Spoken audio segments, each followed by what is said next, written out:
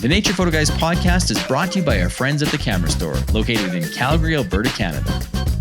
It's our go-to spot for everything photography and video. Whether you're just starting out or you're a seasoned pro, the Camera Store has what you need.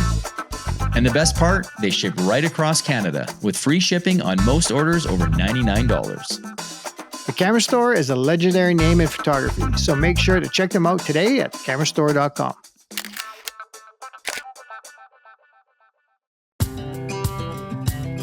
Welcome to the Nature Photo Guys podcast, where we talk about nature photography, from gear to our philosophies and everything in between. So grab a cup of coffee, sit back and relax. You're listening to Joe Desjardins and Chris Gibbs, the Nature Photo Guys.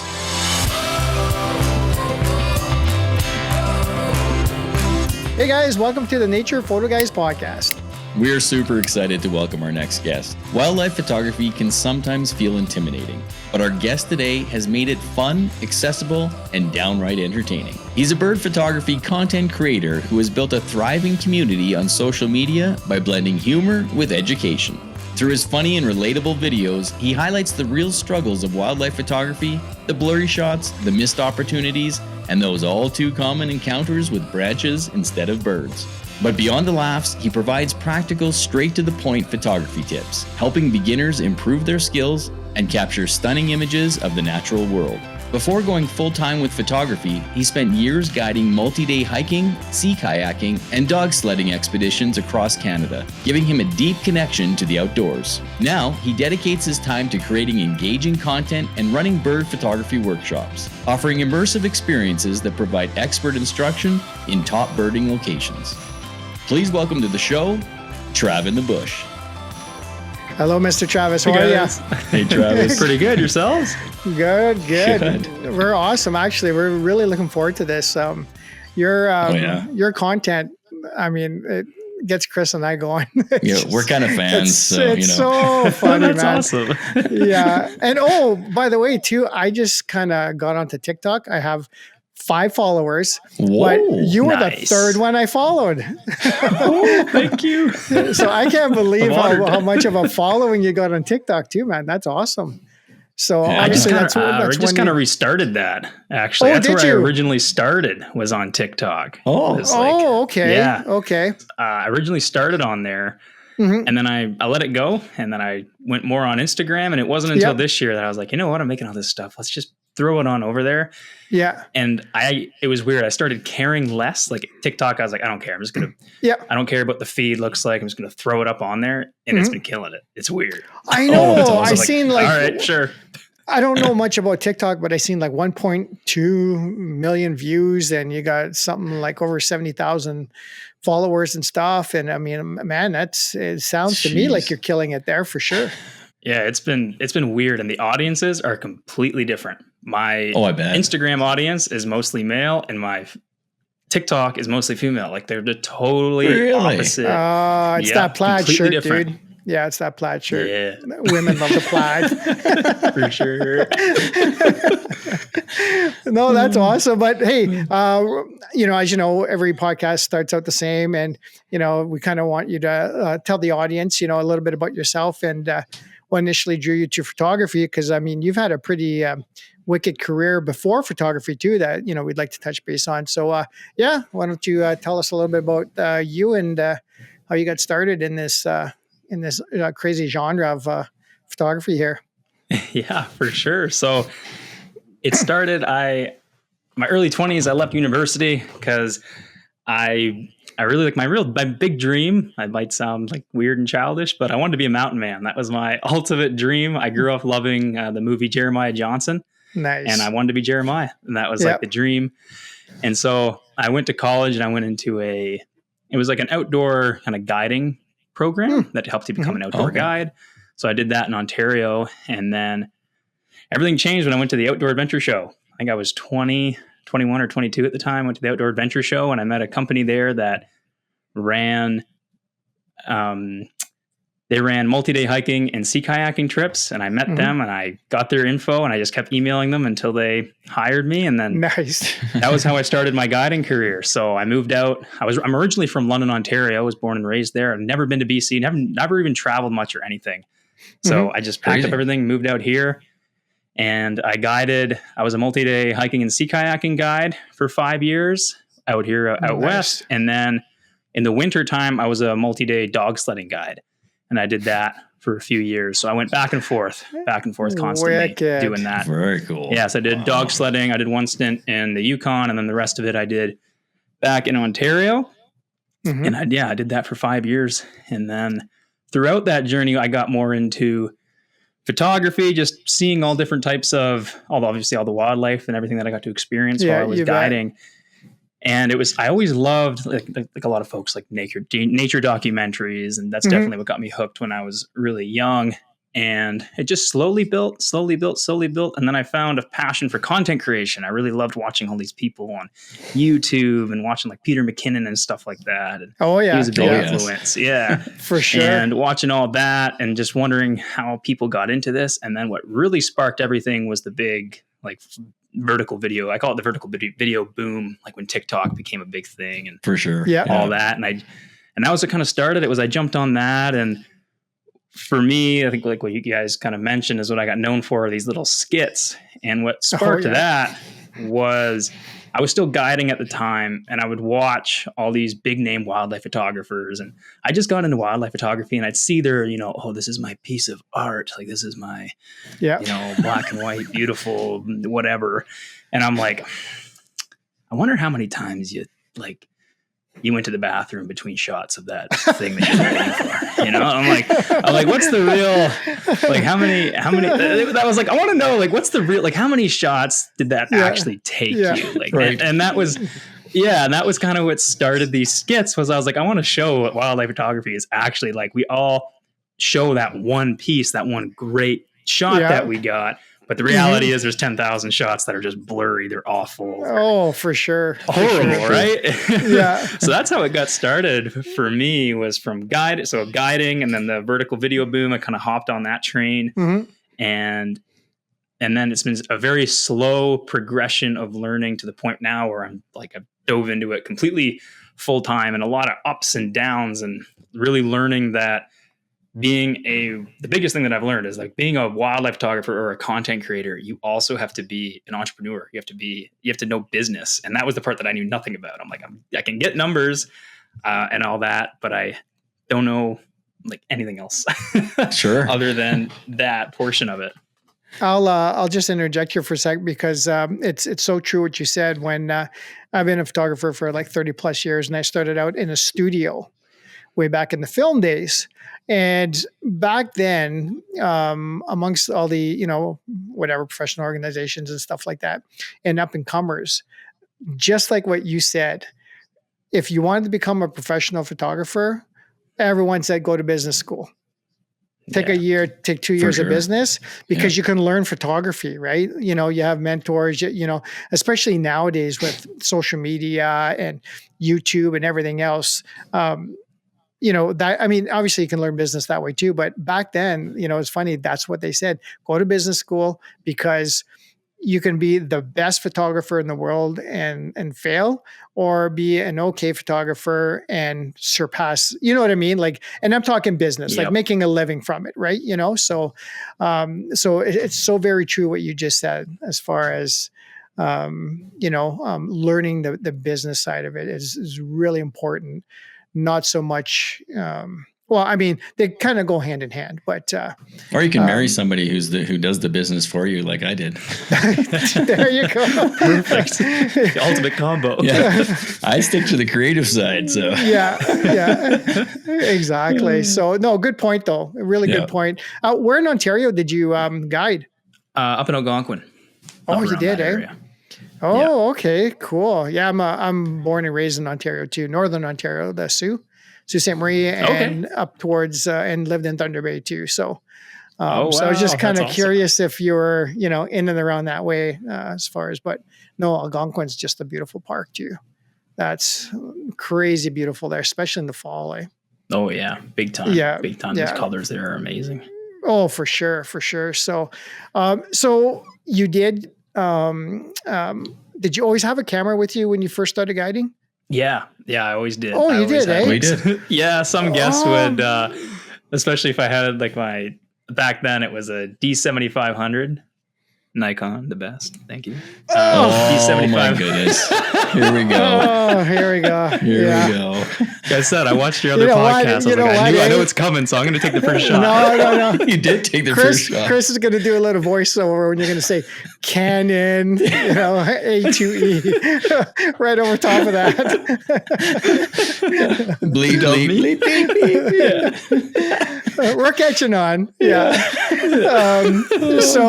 So you've always had a camera, just happened to be a Nikon, the other brand. Okay. Yeah. I would carry it. It would look ridiculous because I'd have my big like hiking backpack, and then on the top I'd have just a giant, thing sticking out the top of it, and it would add an extra. All the guests would be like, "Man, doesn't that add like an extra like 7-10 pounds?" Yeah, but I mean, what if a wolf walks out? Like, I gotta be ready. Oh yeah, a wolf never walked out the whole time I guided, but you never know. That one time, it could happen. Oh, for sure. Hey everyone, our Wonders of Waterton Nature Photography and Video Workshop is happening June 5th to 8th. Don't miss this chance to learn and create in one of Canada's most beautiful parks. Spots are limited. Register now at thenaturephotoguys.ca. So you started right off the bat, then that's cool. Like, so it wasn't you listened to Jenny's and she got into photography like by accident kind of thing. Traveling was with her. Traveling and everything else. So with you, with your guiding and just being in the outdoors, it was a given that you were going to carry a camera. So did you actually do photography before you started your career in guiding? Or was it just kind of, I better get this? Yeah. No, not at all. Like everything has kind of come later.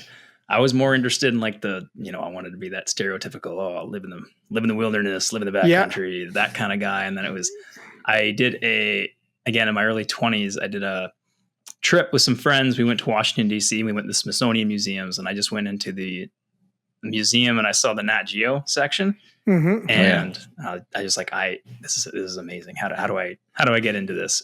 And if anybody's listening and they're a beginner, this is my beginner journey. I bought a Nikon D3400 with an 18 to 55, like the basic kit lens. Oh, the kit lens. Yeah. Yeah, the kit lens. And I was like, I knew nothing about focal lengths. I thought it was just like a phone. Like you took a photo and like you just, it could just like zoom and crop in and it would look great. And I'm like, why can't I zoom in? Why can't I zoom in on that deer? I just look terrible. I didn't get it. And that was like the start of my journey. So that was, nice. My early 20s, I bought that. And then I bought a 70 to 300. And then I thought I'd get more into video. So I went more with a Panasonic. I think it was a G85 at the time. My real setup that I finally invested in was a D7500 with a 200-500. And then that was when I actually got serious about it and carried that around in my big pack. And for sure. Very cool. Oh yeah. No. So, okay. So that's kind of the timeline then. I just wasn't sure like, cause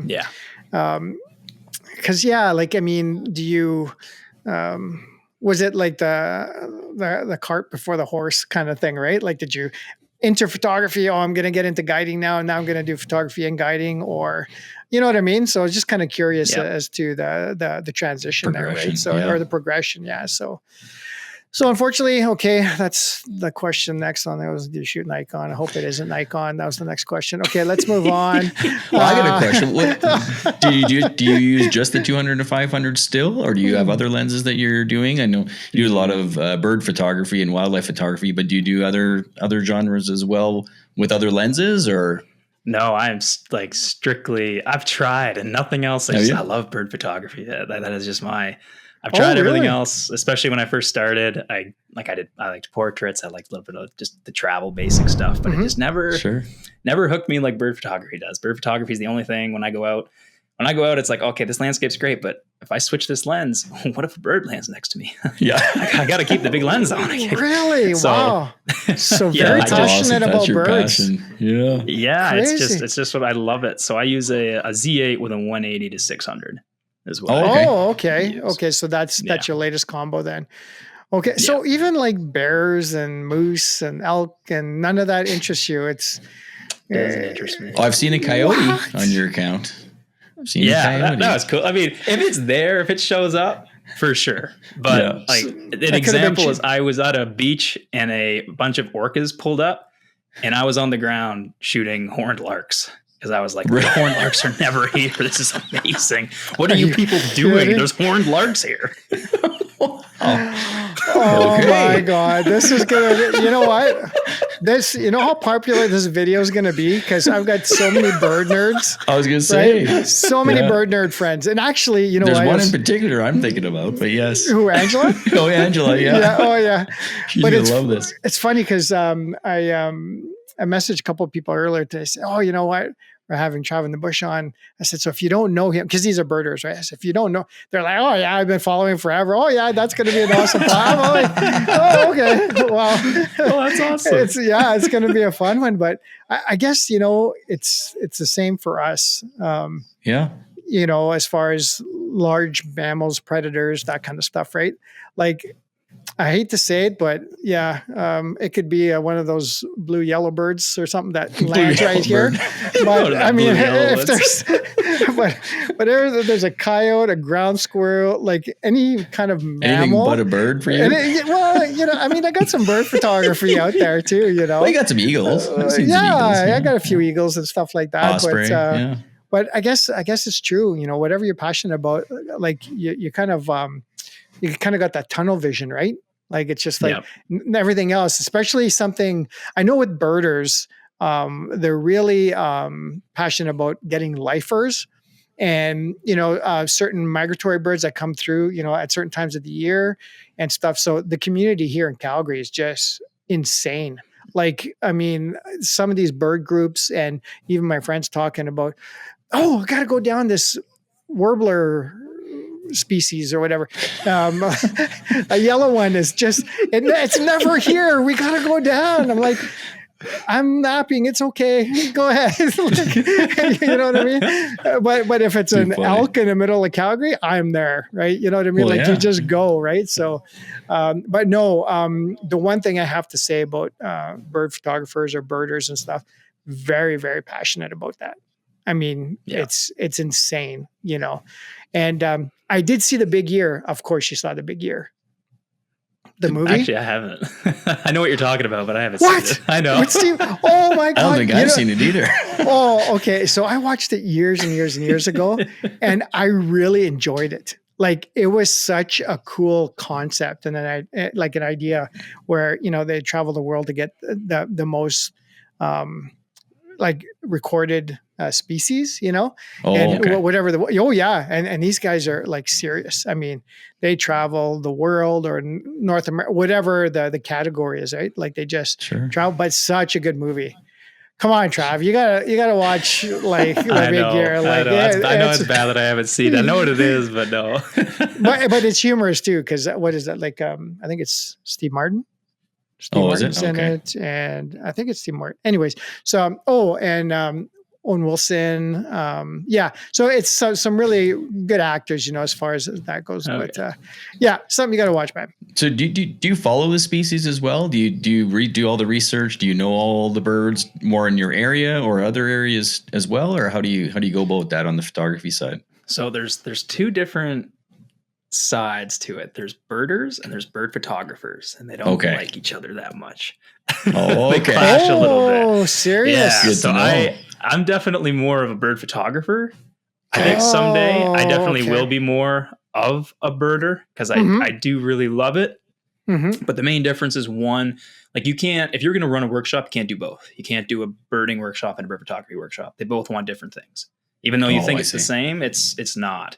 A birder, like you just said, they want their lifers. They're going down to Colombia. They got a big list. Check. Yeah. Got it. Check. Bird photographer, let's look at this one bird for the next hour until it lands in that perfect spot. And we're going to get that one shot. Really? Gotcha. I had no idea. Birder, we want to fill up our lists. Bird photographer, we're more in it for the shot that we want. We still want some variety, of course, but Sure. they are a little bit different. And I'm definitely more on the bird photographer side. I'm getting more into bird. You can't help not get more into birding, but absolutely. it's hard to be both, because I want to start filling up my list more, but at the same time, I want to sit with this bird and get the best shot that I can. So it's, you spend a day out there, ticking off your list and seeing as much as you can, or am I going to try and get the best shot that I can? So it's a hard balance. You're definitely a wildlife photographer. Yeah. We're the same way, just a different species for sure. Yeah. Yep. But I think with birders too, it's just a matter of seeing them through the binocs, and that's okay. They check it off, right? Whereas as a bird photographer, you got to get within range. You need the proper gear. You need to, like you said, somebody might get a dozen or 15 or 20 species in a day. You might have only worked 2, you know what I mean? Or something 100%. like that to get that shot. I never really thought about that. This thing, like the difference between the two. And so why don't they like each other? Because one wants to get moving and the other wants to wait. So if you've got, so as a group. As a group, in group settings, nobody's going home happy because one didn't get to sit long enough or the other one didn't get to see enough. I get you. That's all. It's like, we're all here to enjoy the same thing. It's just, it's hard to go out all together. That's all. I get you. So people out there, if you want to, birders probably understand that they need to go with birding groups, and bird photographers understand they need to go to like a birding workshop or something like that. So they probably know. I had no idea. Yes. Yeah. I had no idea that there was that difference there. So, but I would assume bird photographers and birders would understand that probably. I would think when they're looking for what they're looking for. Okay, cool. So do you travel a lot, like Chris said, like to get those species? Like, are you a world traveler for, certain species, or do you stick to Canada? Or definitely getting more into travel. Mm-hmm. So when I started, it was definitely all wildlife. I loved just shooting any wildlife that came in front of me. It was a trip a couple of years ago to Australia that changed everything for me. Like the bird life there is next level. It's incredible. Is it? Oh, really? Okay. Really? I had one of my favorite trips that I ever led was this Australian couple that I am still in touch with and like pretty close with today. And I took them on the Wandafuka Trail out here on Vancouver Island. And one of the first things they said to me when I had them out there was, they're like, "We can't believe how quiet it is." And I was like, "Well, what do you mean?" They said, like, you wake up in the morning and it's just, you hear the waves and you don't hear anything. And I didn't really get what they were trying to say. If you go to Australia, you're not at 4 a.m. It's like, it's the craziest noises you've ever heard. And it's tons of them. It's incredible. Like I never knew. And they tried to explain it to me. I didn't get it till I was there, that the bird life is so in your face. All the birds are big. They're loud and obnoxious and just, it's incredible. It's hard not to get hooked on it. And then when I came back here to Canada, that's all I wanted to do. I was like, what are all these birds? There's 10,000 species. Oh my God, that's a lot of birds to shoot. Okay, gotta get started. So that's what changed it all for me. Really? So that lit the fire onto you. Wow. Okay. Yeah. Okay. Have you been to Costa Rica?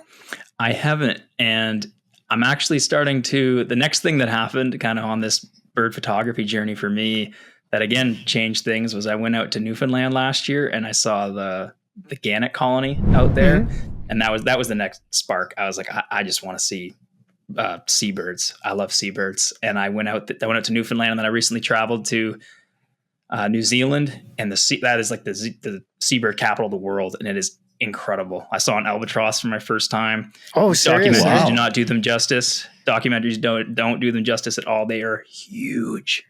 Humongous. Yeah. Like they are so big, and I've been hooked on that. So that's what I want to do and where I've been focusing my travel. So I'm going back out to Newfoundland this year, but I'm spending a lot of time out there. I'm probably going to be there for close to 2 months. And then I'm going to Ireland and Wales to all the big bird colonies out there because I love it. That's all I want to see. That is awesome. That's amazing. That's cool. Speaking of that, maybe you can touch base. We're going to ask you later, but this is probably a pretty good segue into it. You run workshops, and it looks like you have one with puffins and would you say gannets? So, northern gannets. Gannets, okay. So yeah, so you've got that You coming don't up know this the year. gannet, Joe? The gannets. I don't either. So yeah, tell us about that. So you're running that workshop this year, and looks like you got another one for Eagles. Yeah, so the Newfoundland one I'm super excited about, because like I said, I went out there and I fell in love with it. And not just the birds, I fell in love with the place and the people there. It's an incredible place. I got some guests going. We're going out there in May and June, and I can't wait. It's the shooting at a bird, like a seabird colony, is some of the best learning opportunities you can have, because you got these giant, big, beautiful, slow moving birds. So it's great for practicing birds in flight. They're so active and they're so charismatic. They're doing all different things all the time, from throwing each other off the cliff, from fighting, from doing beautiful things when they're like rubbing their bills like the gannets are aggressive. They are mean to one another, but they're also very passionate to one another. So catching all these moments, all these stories that you can capture at a seabird colony, you can just sit there for hours and you'll come home with such a variety of different shots, and it'll help you learn, especially birds in flight, because you'll shoot something like a gannet that's big and slow moving, but then you'll go to shoot a puffin that is basically a hummingbird. It may as well be. They are so is fast. it really? Eh? Oh, really? I was wondering about that. Okay. They're so quick. They like just zooming through the air, and they're only this big. They're like 10 inches tall. They're no way. You see them online, and it's like everybody's getting right in front of their faces, and you think they're big, but no, they're like that big. What? super tiny things. I had no idea. Serious? Yeah, they look huge. Yeah. Especially when they got 100 everybody's smells. filming them from like 5 feet away, but no, they are like super tiny birds. So, because I don't know the regulations, so there is no like distance rules or something. Distance rules or anything like we have here for wildlife, mammals and predators and stuff like that, or it's different. The way with the gannets, it's just cool how it's worked out this way, and the reason these spots out there are so popular is there's the mainland. There's a little gap of water that like you couldn't jump. You'll land into the ocean, and it's a cliff. And then there's where the gannets live. So it's pretty close, but it's like the world gave us this perfect ethical distance. And then sometimes they will come and land on your spot. I mean, like land close to you. It's just kind of like they're wild. They're doing whatever they're doing. You sit there and you stay there long enough. They get comfortable and they'll come and land close. So yeah, it's pretty sweet that it just all kind of has worked out this way. It depends where you go. Like I'm going to go, when I'm in Wales, I'm going to go to Scomer Island. I haven't been there yet, but apparently like they're everywhere. They're all over the place. Really? And they're like at your feet. So that's crazy. So the rules are different from BC to Newfoundland for regulations as well. Like a lot of it's just it's different provinces. Oh, really? Okay. So, for instance, in BC, you're running the Eagles workshop. Yeah. And how is that different than the puffins as far as regulations? If you don't mind sharing, like, is there a distance? Yeah, I think I might be totally getting this wrong. So if somebody don't quote me on it, I can just go from. Just generalization. Yeah, for sure. Yeah, for my experience, it seems like Newfoundland's a lot more lax, or BC is like very, very, very, very strict. It's just kind of, and not in a bad way. Like you have, I think it's a tourism thing, and in Newfoundland you don't. Like it still has a lot of tourism, but nowhere near something like Vancouver Island that has so many people, so many whale watching boats out there that, you kind of have to keep everything in check and more strict when you have that. That's just kind of that's kind of the main thing. It's not a bad thing at all. It's good. Oh, absolutely. It's probably like anything when something happens or things continue to happen, they got to cramp down on things like that. Where in Newfoundland, if there's not as many people, maybe it's not there yet. Maybe, I guess. Yeah, and that's the good thing. Like that was the first thing I noticed out in Newfoundland. Like out at the gannet colony, it's just like, hey, don't do anything bad, but there's no gates or anything. Like you go on a hike here on the island or on Vancouver, and it's along a cliff. There's big, it kind of takes it out of it where there's a big fence. They obviously don't want you falling because there's a lot of traffic there and things. Newfoundland's just like open. You can have at her. Like it's just beautiful. Like and I hope. it stays that way and nobody ever ruins it. And it's a pretty amazing that like at the Gannett colony, you have the free reign and you just want to walk over the cliff. You can. Don't do that. Wow. So, but it's not it's just open, and like they have a little sign that's like wooden and handwritten, just like, here are the rules. Don't break them. Like it's just different. Don't fall. Awesome. Yeah. Yeah. Don't die here. Well, yeah, pretty much. You've got me like super pumped here because Chris and I are actually going to Newfoundland mid-October for caribou. We are. And I just wonder now. I'm excited for you. These bird locations are like. I don't think the puffins are there then, though, are they? The puffins won't be there. The puffins won't be there. I have to double check on the gannets. I'm not 100% sure. I know they stick around a little bit longer. Okay. I don't know if you guys know this about Newfoundland. I know you're pumped about the caribou, but they have a big moose problem to the point that my one day driving out, like down south, I saw 13 in one day, one morning. What? So yeah, I heard about that. Yeah, for sure. Yeah, for sure. It's incredible. It's amazing. Go out early in the morning, just drive around, and especially the caribou herds, you're going to find them, and it's magic because it's tundra. It's incredible. For sure. I'm excited for you guys. It's so awesome. Yeah, we're actually going on a tour with a good friend of ours for 5 days to certain locations, and there is going to be moose and other animals and stuff too. I'm sure foxes and that kind of stuff. But sure, you got me kind of interested in the birds. Did I just say that? Yeah. What? I'm just going. Well, no. I hope you're not interested in the camera he's carrying either, Dojo. Oh God, kill me now. I mean, no, I'm not. But I just wonder because we're trying to decide whether to fly into St. John and then head back west, or like we're just trying to figure out where to actually start, because we're going to get there early and do some traveling and stuff like that too. We're gonna be there a week early and travel around. So I would think if we're anywhere near the coast, it's probably a good opportunity for birds.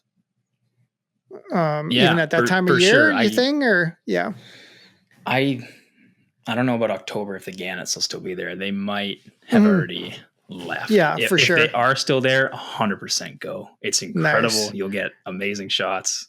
Might get you hooked on birds. Is that video that you had online when all the birds were flying all over the place? Yeah, like they were just. Was that Newfoundland? Yeah. Oh, okay. Wow, there was a lot of birds flying. A lot. Interesting. Okay. Very cool. Something to look into. Put it on the list, and there might be a bird or two. Can you imagine coming That's back, how it starts. Trav, and you see that we took a bird shot, and there's like one on Instagram, and it's like, wow. We come back and Joe's got no caribou shots. He's got all these bird shots. How's the caribou trip? What caribou? What caribou? I haven't taken bird shots. Hey, you never know. So yeah, that's awesome. That's very cool. So with your Nikon gear, do you do any, this is kind of a silly question, I guess, any drone work, but of course you wouldn't, I guess, with birds. You're not flying into the pack trying to get those POV kind of shots. Yeah, exactly. Yeah. And I know you guys shoot drones. Is it like, when I just look at it, I find it's very intimidating. Like, it just seems like, do you have your license? You can't shoot here. You can't shoot. Like, it just seems very like, whoa.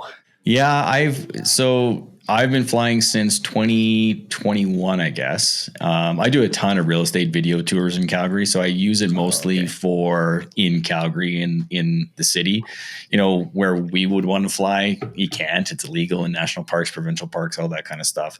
But there are some people that are doing amazing drone photography, like landscapes, the river patterns, all that kind of stuff. It's pretty cool. But as long as I do have my advanced license. I got it on purpose just because I'm kind of one of those guys that I want to know all the rules and I want to follow the rules. I want to go, because there's a lot of drone pilots out there that are kind of being idiots and they make us look bad, the people who are doing things properly. And so I wanted to know all the rules, and it's not too bad. I mean, I actually schedule my flight every single time I fly. I know where to fly. As long as you know all that stuff, it's actually not too bad.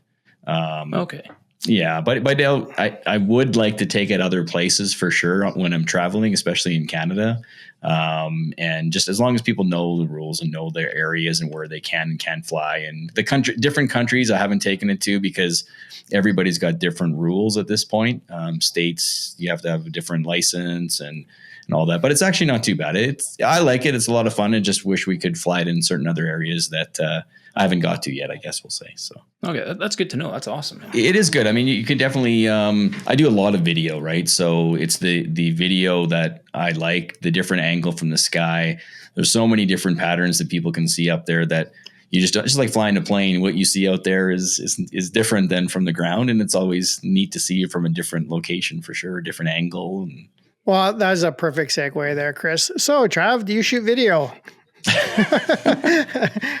There you go. Yeah. I mean, you're kind of a video guy out there. So, He's a creator. As a creator, yeah. Yeah. But do you actually do bird, like, how do I say that?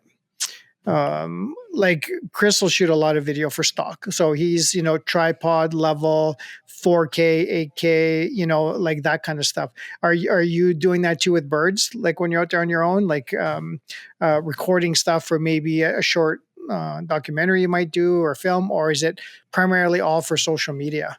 No, I'm primarily a content creator through and through. So if I'm shooting, Yeah. like I do shoot a lot of birds. I should shoot more, but it's a hard balance. Like I want to be a photographer. That's right. But when I do shoot, it's always 4K, 120, slow it down, slow-mo. Yeah. Beat Perfect. drop. Yeah. Oh, Yeah. yeah. Same thing. Don't we all? Yeah. I do like it. And I have just started this in like at the beginning of the year, I started a YouTube channel. So it's like, I do want to do more and tell better stories. I haven't found my footing there yet. I've definitely been a short form video guy. So I just need to find out, I need to find a way to like it. I need to find a way that I really enjoy doing it. And I haven't quite found that yet. So In what way? Sorry, like actually taking video, like more seriously, like as far as the content goes, as opposed to content creation. Is that what you meant? Or are you afraid of missing the shots versus when you're videoing and you're missing the photos? Yeah, for that, I definitely do. I definitely don't want to miss the shot. So I always try and time the video after I've gotten, like, sure. If a bird's bathing or something like that, I'll take a couple shots and then it's like, okay, now I'll get that slow-mo of it going in and out because it looks cool. Yeah, but, for sure. Yeah. But the other part that I was talking about was I've been making the short form videos for a while, and I kind of have, like, I know that the basic camera race stuff, I know that they perform well. I know if I do a skit and the skit's more just if it comes to me, I'll make it. I don't try and force it as much as I used to anymore. But for YouTube, I haven't quite figured out, like, what am I in my long form content? Like the short form, I got it. I can make those videos quick. Like I can make them in an hour for the week. It doesn't take me long. But the YouTube stuff, I'm not even loving my videos right now. I'm just learning. I'm just posting. I'm not looking at what the views and analytics are. I want to make better videos. I want to tell better stories. I just don't know how to bring my character out in them yet. Like I like the short form stuff. I can do the comedy stuff. The long form, I'm too serious. I feel like I watch myself and I'm like, where am I? I'm not here yet. So I haven't, that's more what I mean. I know that. Yeah. The short forms are the quick hitters, right? So you just can quickly get those, and people get it right away and they move on. And the long ones, how do you prolong that scene, I guess, right? Or that character or the story around that. So for sure, I can see that. We just want to take a quick break to give a shout out to our title sponsor, The Camera Store in Calgary, Alberta. The Camera Store is where we go for all our photography and video gear. Whether you're a beginner or a seasoned professional, they've got you covered. Plus, they ship right across Canada with free shipping on most orders over $99. You can find everything you need at thecamerastore.com. So is it more, you're saying like long form is more serious, but I think your personality is the short form stuff. I mean, from what I can see, I mean, you have a a great time. You make people laugh, but you teach. There's lessons and everything else, and you're just trying to figure out how you can get that into long form content. Is what you mean? Not being so much of a like a serious YouTuber, but put in a half hour, an hour video. With that same personality kind of thing. Is that what you mean? Or? Exactly. Yeah, exactly. I haven't figured that out. I don't know what it is. Like I sit here exactly where I'm sitting right now, and I just start talking, and I feel like the talking forced. Head. Like there's so many other YouTubers that are doing the talking head education style, and it's good. It's awesome. The more people that are doing it, the more we learn, right? Yeah. But it just doesn't feel.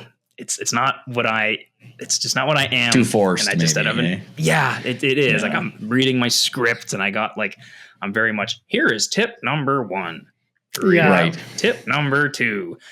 And it's okay for practice and just getting the reps in, and I'm not too hard on myself because I am just starting it. But like you said, how do I bring out what I'm creating in my short form and turn that into long form? Well, it's tough because you do have a real gift of making people or the beginners or really any level, like we love your channel. So you make it fun, right? So you're right. Like, how do you get that into a longer form and do that? But I mean, it's just like all the stuff that you put out, even your facial features, you can kind of expect what you're about to do, and then it's something different. And then, it's just hilarious. So you really do make it a lot of fun for everybody. And I think that's key. Yeah, and if there's any way to figure out how to put that into the longer form, I totally see exactly what you're talking about for sure there. So. Yeah, no, thank you. But yeah, it bothers me. It bugs me that I haven't figured it out, but I will. And I really look forward to when I can do it and figure it out. But I just like right now, sure. Like some of those skits I'll storyboard. Like, do you guys know what? Yeah. Some of those skits I'll actually I'll hear a song and I'll be like, okay. So then I'll map out my little, I'm a horrible drawer. It's all stick figures, but I understand what it means. So I'll storyboard for them. And it makes sense and it works. And with the YouTube, I can't figure out, I can storyboard, but it'll take me forever. Whereas if I make a little 30-second skit, it takes me a little bit. And that's why my skits have slowed down and I haven't done them as much, is just because they take a ton of work, and the analytics between a camera raise video and a skit, there's not much difference. Even though the skit, you'll be like, what do you mean? The skit got 200,000 views. It's like, this is something that people don't see behind the scenes. I have a video last year that got 1.1 million views. Mm-hmm. It got 300 followers. If I do a camera raise video that gets 50,000 views, it'll probably get 300 followers. So which one, the skits look flashy. They look like they get a lot of, but the stats don't lie, right? We can see all the analytics, and that's like the ROI when I can make those camera raises and they're quick. They show my work. I teach something. Mm-hmm. And then if I just throw in a skit every once in a while when I just get an idea, instead of just forcing it like I kind of was before, I would just try and 5 skits a week. I gotta get them. And I have lists everywhere trying to get them out. But now it's just really looking at the analytics. It's like, hey, what is actually the ROI? And I'm trying to build myself up as a bird photographer and look professional, and want to at the same time still have my personality in there. But I want to convert people. I want to convert people into workshops and things like that. So it's a hard, balance. And there's the business side of things, right? Yeah, exactly. That's where you're trying to find that balance. Exactly. Cause I mean, it's the same with Chris and I too, we want to educate and have fun on YouTube and the podcast and stuff, but we hope, people listening or watching, may want to take a workshop with us, or, some one-on-one or everything else. Right. Cause it's, as much as we love to do it, it's our gig, right? It's what we do for a living. Right. So it's, so, I mean, I think everybody totally gets that too, but, I totally understand, where you're going with that, but maybe the YouTube thing has to, I don't know. I don't think it has to be serious. I think if you just with your natural, your charisma, your making things fun and everything, I think that would definitely work. Maybe you should try filming it in the porta potty, like you did. That video actually made me so happy because I've been trying to figure out how to make a comedy spin on those. Yeah. And I was just out shooting the other day, and I was like, oh, that porta potty is disgusting. Oh. Door flies open. Yeah, and now I have a best. whole list. I got a list here at home of just like all the places I can pop out of. I'm like, garbage can, really gross garbage can, like just a whole bunch of just. I'm like, oh, that's good. Okay, we can do that now. Okay, that's fun. That's funny. That is. It's funny. amazing where I guess your inspiration came from. I mean, what were you doing 2 minutes before that, right? It's like, no, that's great. I was just looking at your YouTube channel here and stuff, and you're doing great for only a few months in or whatever. That's awesome. And I see you've got your shorts there too. So that's where your short form stuff from Instagram, TikTok, and everything.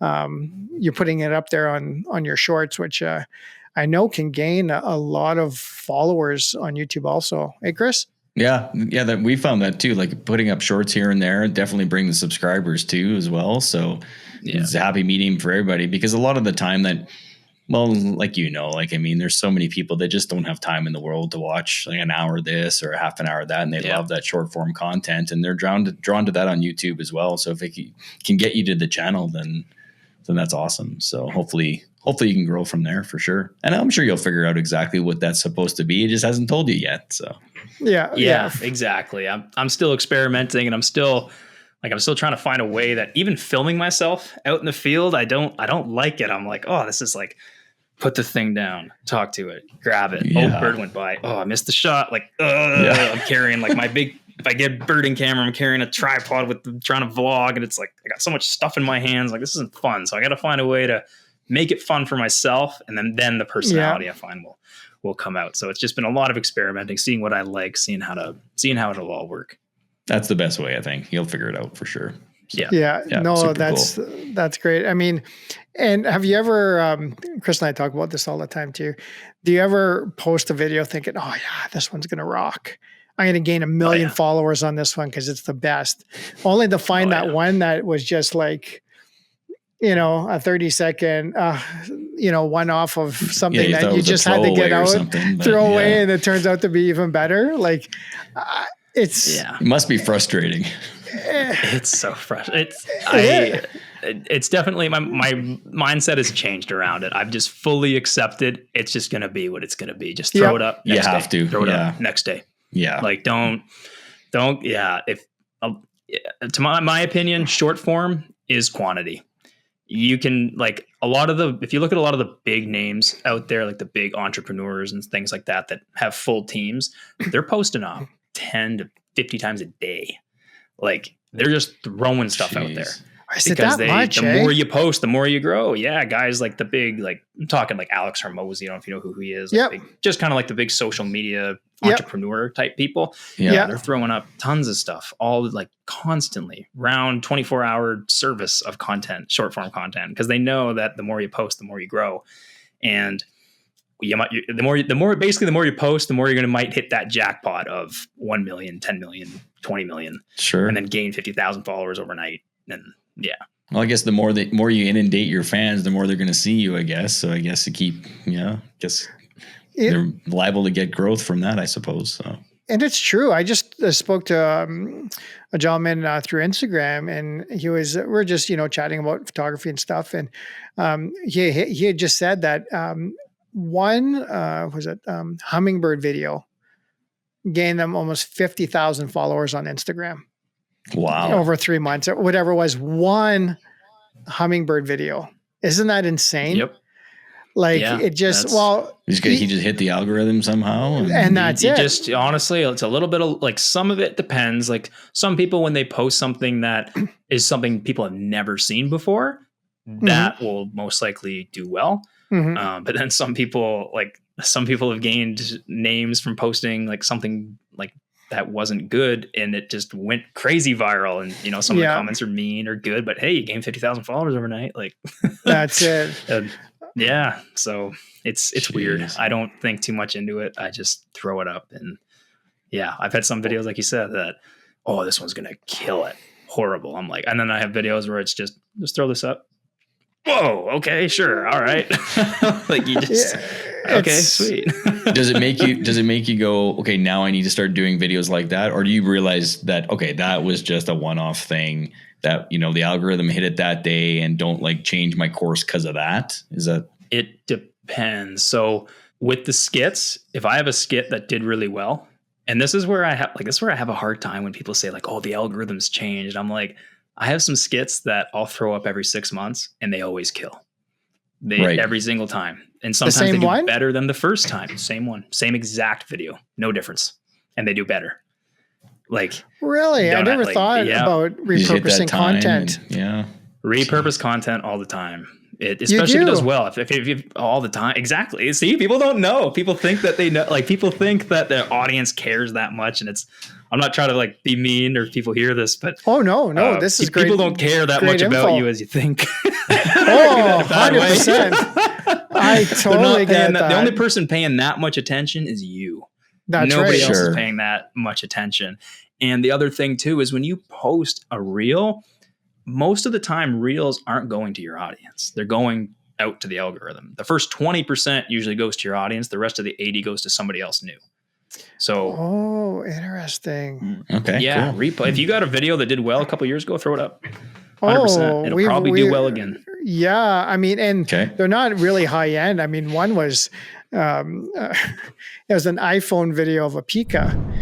And it was a trending voiceover. It's like, oh, he's so cute. I want to take him home. I want to put him in the truck. I want to take him, like one of those things. Yeah. And it just went crazy. You know what I mean? I'm just like, well, this was just on a hike. And we just happened to get a Pika running into, its little cave, little hole there. And it's, I'm just like, like you said, you just don't know. Right. Yeah. We should throw up that 9-second elk video with your shutter in the background again. Oh man, you'd love that one, Trav. We were like, we actually, before we went mirrorless, mirrorless. Yeah, I was shooting a 1DX and 14 frames per second, right? But Chris is a video guy. So I'm a photo guy too, but I take a lot of videos. So. But I can't turn that shutter off. So we had this gorgeous big bull elk come, turn, starts bugling. And of course, all you hear is like, the shutter right through the bugling, right? So, and it did really well that video. It did really well, yeah. So you go figure, right? So yeah. Actually, I'm going to post that tomorrow just to see. I'm posting my Pika one tomorrow again. Yep. Test it and even throw it up on other platforms. This is another weird one. If it does well on one, it'll probably do well on TikTok and Shorts. Not always, but like most of the time it will. Crazy. It's crazy you said that because I just did a little little black bear cub, hanging from a tree, and then it fell, and that's the first post on TikTok. Oh, you put that there? Yeah. And I think I'm over 1,000 views already, like from a day ago. That's or so. Really good. Like, wow. And it's just, I got 5 followers, but like you said, I think it's just going out there, right? And just seeing if people are, I don't know, grasping it or whatever else it is, right? So. Do you follow me on TikTok, Joe? You're on TikTok? Get out of here. Are you? Yes, I've been there for a while. I got a whole whopping 270 subscribers. No way. Are you really? TikTok? Oh, yeah, I am. Oh, okay. Well, hey. Always looking now. Yeah. There we go. So. I got to log in. But hey, well, if you're on there, what are you, like Footprints in Nature? Yes, yeah. Okay. Just sorry, my Trav. brand. So. I got to see this. Sidestep. Yeah. You're not on there. There you are. 298 videos. Oh, 98 views. Whoa. Subscribers. Followers. Yeah. Okay, cool. Well, see the stuff we're learning today? I had no idea about the repurposing stuff, to be honest. I just thought like, once it's posted, and it did what it did, then it's, it's great. But then you move on because it's not so much about me, but like, how do you say that? Like people just want to always see something new from you. But like you said, nobody's really cares about you or what you're doing, especially if it's being thrown out there to a new audience. Right. So. Yep. Well, even your current audience, if you post it one day and they haven't gone on their phone on social media for a couple of days, they wouldn't have seen it. And if you post it again, I guess maybe. Oh, true enough. Yeah. Maybe. Yeah. I don't know. Yeah. They may not have seen it again. Yeah. Oh, very cool. And if you ever have something go viral, like some folks will have a, really cool, like that example, like the elk bugling. If you post an elk video, and it goes viral, let's say it gets 10 million views, I would highly recommend it. It's a weird thing. I feel like you only ever hit that jackpot like maybe once or twice, like in the whole short form sphere. You post that video like 10 times a day. If that ever happens to you, go crazy. Post that video a million different ways, at different forms. Do it. Go ride that wave, because it will just, ride that wave. Because some people will post that one video and it'll get like that 50,000 and they'll be like, yeah, but no, you should just spam it hard. On the same platform? Yep, all of them. So I'm if you waiting look, for it. So if you look at so if you look at, say, my Instagram reels, one goes 50,000, and you're saying one right after the other. Every day post that same reel, and so your reel feed I'm is saying I'm saying that like one, like some folks will have that like big jackpot moment. Well, they'll post that one video that gets them like 50 million views and gets them the crazy followers. If that ever happens, that's the one you just like go crazy. Like I've never had that. I've never had that crazy video ever do that. But if it ever does, I know what I'm doing. Do that. I'm just spamming it like crazy. We're going to see you for a few days straight by the sounds of it if we hit that thing. Yeah. If it ever happens, it's hard. Like those are the videos that usually show something that people have never seen before. Like it's an incredible wildlife moment or incredible photo. And like it's the reason they go viral. They're incredible. Sure. But I would highly recommend, if any of that ever happens to somebody, ride that wave. People will be like, oh, what are you spamming it? Like, do it. It only happens like once or twice in your whole probably Instagram career. Do it. Very cool. Oh, that's cool. You see, that's another thing. I would just think that people would get, your followers would, get upset. Just like, why does he keep posting this stuff? The same one over and over. I mean, the viral ones. I mean, not just everyday ones, but that's interesting. Okay, cool. Well, it's interesting when you're talking about repurposing content as well. And one thing that I do a lot is I post a video or post a photo and put it up there and never do it again. That content's done with. But I noticed in some of your videos, you actually like there's an osprey one that you actually have in a few different videos, but talking about different things almost. It's you're able to repurpose the content in different ways as well. So you don't always post it and forget about it. You reuse it, I guess, for different things. Yeah, 100%. Like especially if something's doing well, just reuse it. And if I'm making content every day, I'm not, and I really like that shot. I'm actually glad that I'm glad that you noticed, because that was something I was like, awesome shot, man. It was an experiment. I was like, I'm going to experiment with this. Let's just try it from all different ways. I got this one piece of content. Even the video I posted today, it was the same thing I posted like 2 weeks ago, but just different way of showing it. There's no, if you got a whole library of photos, probably there's no reason you shouldn't reshare it. You should find the ones that do really well. I have a photo of a female wood duck on a mossy branch. Every time I post that video and it's the first one in a carousel, it always does really well. 5,000 likes plus every time. That's just, I don't know why. I don't even like that photo that much. I don't. Colors for some reason. But for some reason, I like to experiment. I like to play around. Like if I post this same thing over and over, will anybody actually message me?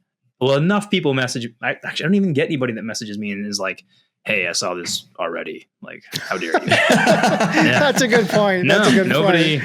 No, repurpose. Don't, you got a whole library of photos. And especially if you posted it over a year ago, it's like, post it again. There's so much. In the carousel. So much. Throw in the carousel. Like, yeah, no kidding. Yeah, that's because carousels, is a thing with Instagram too, because they basically want you to stay on that app, right? Or they want you to stay engaged. So if you got 10 photos versus one, then maybe a half a second. But the difference between half a second and 3 seconds is huge in the social media world, right? As far as the platforms go, right? So that's why the carousels. But to be able to use your photos from a year ago or 2 years ago and just keep repurposing different ones on those carousels and that's a great idea. That's a great idea, man. That's never See, thought we about learn that. something every podcast, Joe. Oh, absolutely. Yeah. how many people shoot Nikon too? Like, holy crap. We got to start vetting these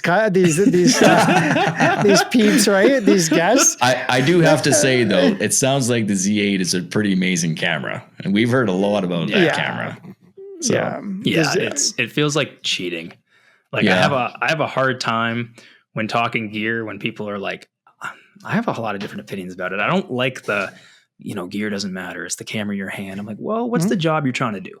Mm-hmm. Like I can put this nail in this piece of wood with my hand, but I'd rather use a hammer. It's a lot easier.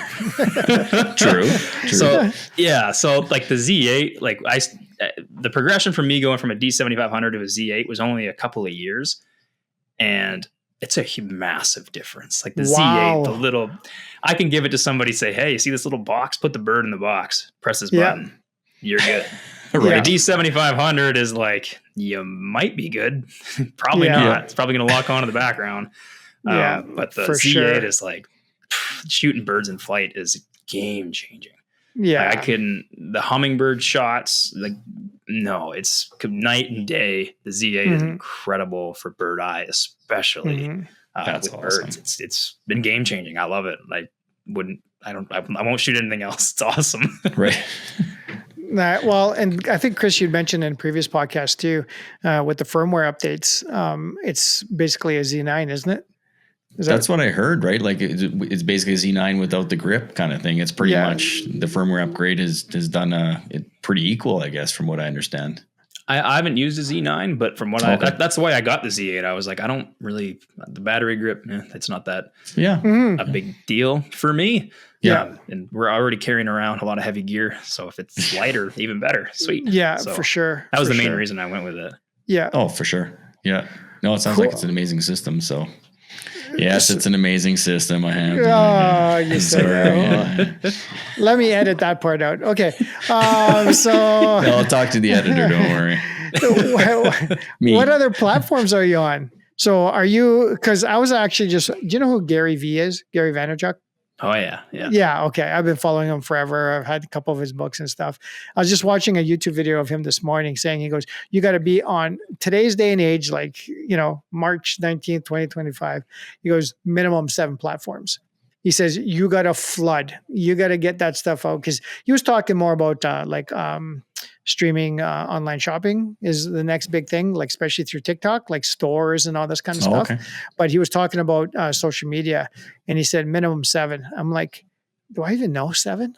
Like, you know what I mean? And there's a million out there, but I'm thinking I have a hard enough time like posting on Instagram, Facebook, and then now TikTok, which with my, for it's all videos, I think anyways, right? You can't post photos on TikTok. It's all videos.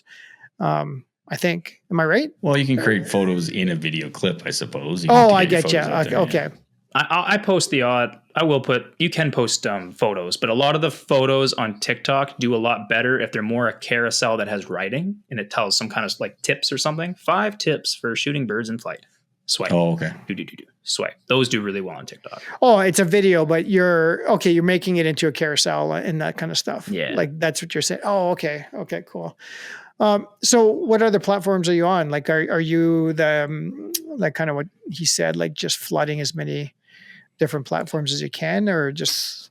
Yeah, it's been weird. So the short form stuff this year, I just started taking everything I was putting on Instagram and just throwing it on everything else. And it's actually pretty amazing that even though if you're starting fresh on a platform, it grows. It's crazy. Just stay consistent and it grows. Like I hooked up my Instagram I'm sorry to answer your question. I'm on Instagram, TikTok, Facebook, YouTube at the moment. Yeah. And then YouTube Shorts and YouTube. Mm-hmm. And I guess I think this is probably part of Gary's thing. I'm also like email list has become a big thing for me as well. I was going to put that down there because I was going to ask you about your newsletter because I signed up for it. And I was going to ask you how you're finding that as a tool too, right? So it's the best. It's number 1. It should be everybody's number 1. Really? It's like the secret sauce.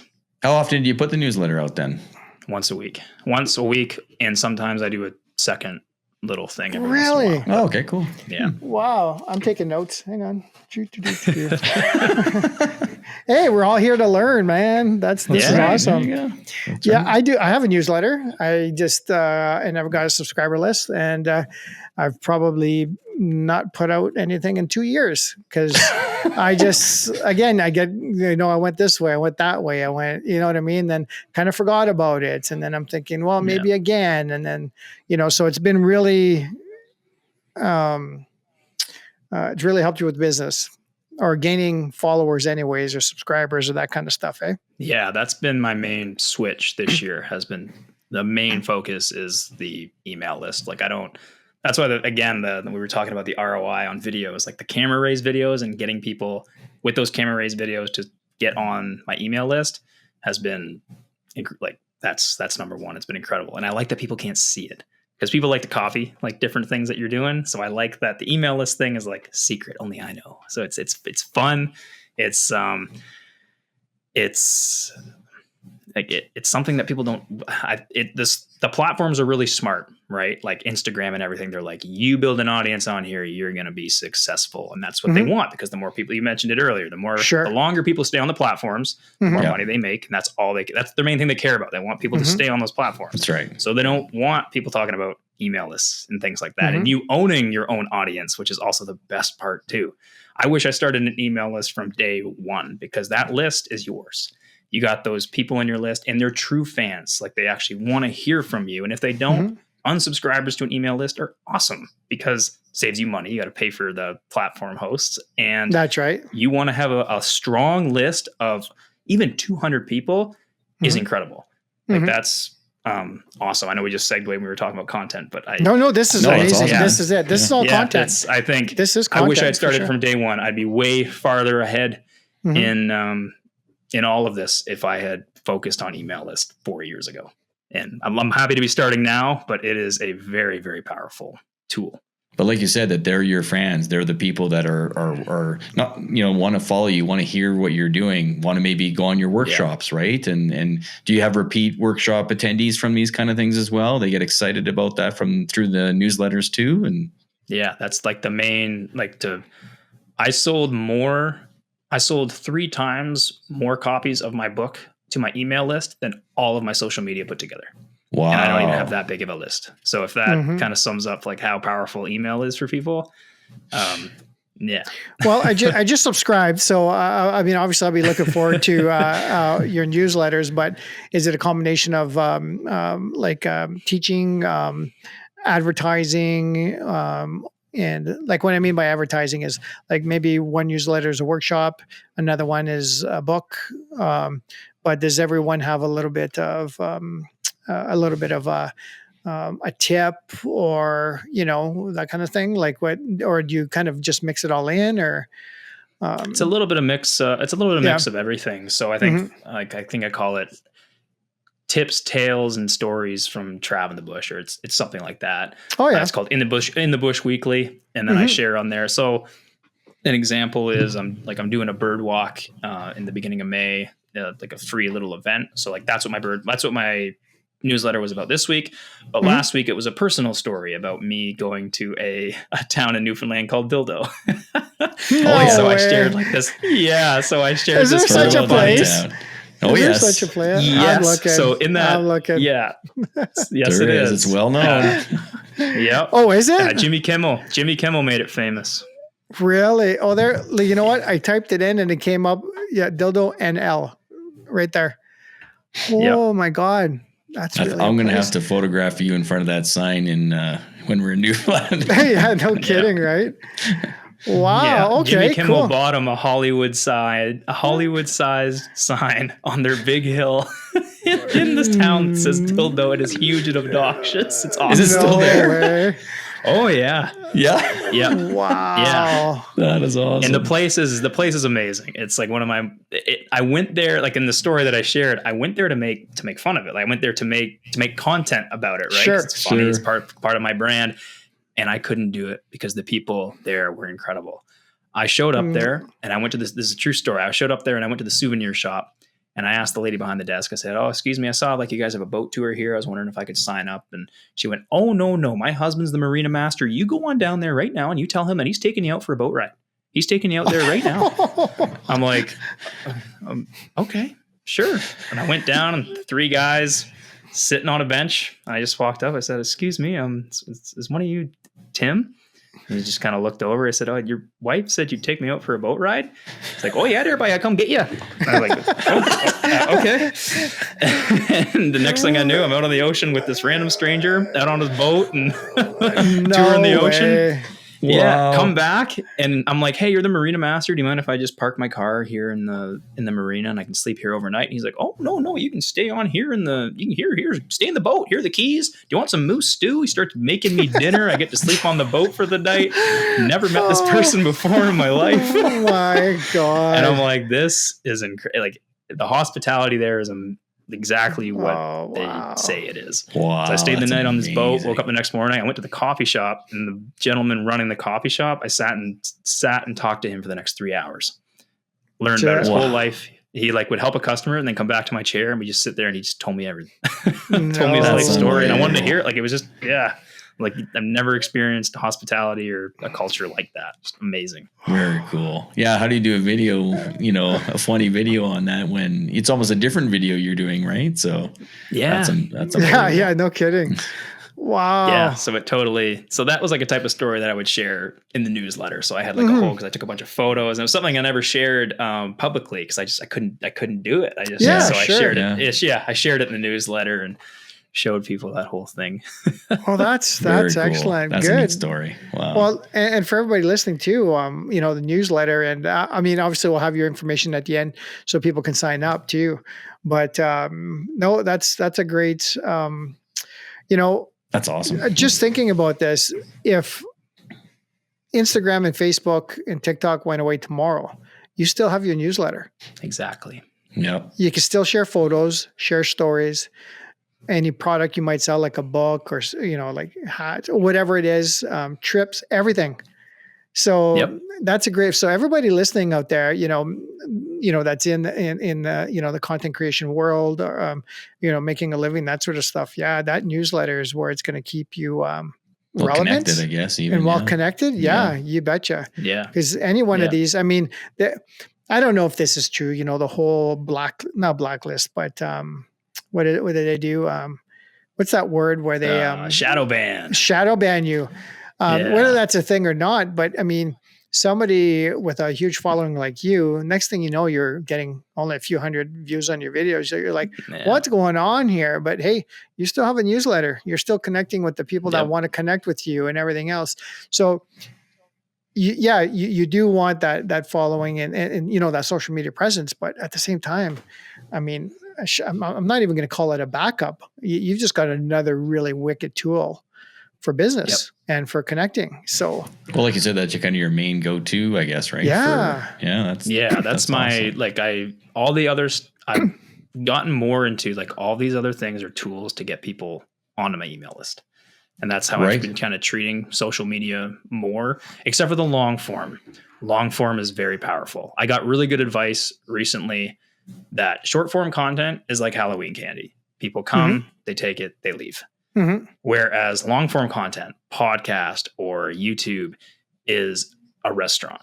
People come, if they like what they receive, they might come back. Mm-hmm. They might come back again. They might become a lifelong customer. They get to know you. They get to know what they serve. They get to know all about you. And that's where that's what I neglected. And again, something I wish I started earlier. Not just the email list, but long form content, because that's where people feel like they get to know you. Like even I listened to 3 of your guys' podcasts before I listened to this. And one of the first, after doing that, first thing I did, I looked at your seminars that were coming up. And I stopped myself and I was like, oh man, long form content. I listened to these guys, I liked what they were saying. They were fun. Oh yeah, let's see what they have to offer. I was like, I just fell into it. That's it. Whereas short form, that doesn't happen very often. It's kind of like, oh, that's cool. That's funny. Swipe. Swipe. Whereas it's hard to incorporate somebody's listening for you for an hour. They got you for an hour, 2 hours. They're getting to know you, hear you. It's like, hey, yeah, I like this guy. So yeah, it was something else I wish I did. Hey everyone, our Wonders of Waterton Nature Photography and Video Workshop is happening June 5th to 8th. Don't miss this chance to learn and create in one of Canada's most beautiful parks. Spots are limited. Register now at thenaturePhotoGuys.ca. We've definitely found we've connected with our audience as well. We get to, we get to meet people in the field and see them, and they seem to enjoy listening as well. And they get to know. What we find is there's a lot of comments that people are like, I didn't know that guest you had on. Now I know that person.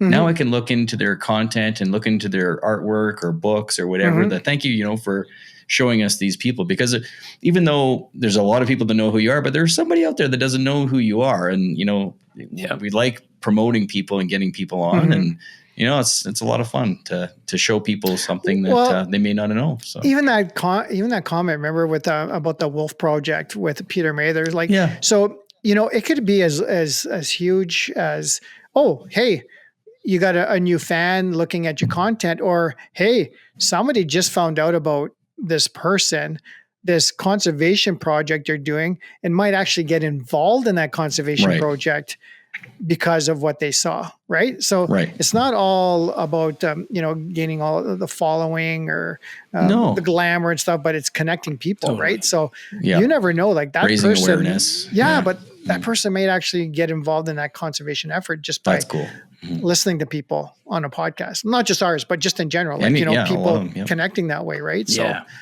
So it's a pretty powerful thing too. So no, that's cool. Yeah. That's one of the beauties of it that I've personally experienced through it. Like, I know a lot of people like to rip on social media. It's like, oh, I don't like this, I don't like that. But you know what? You just said it like right on. You don't know who's listening.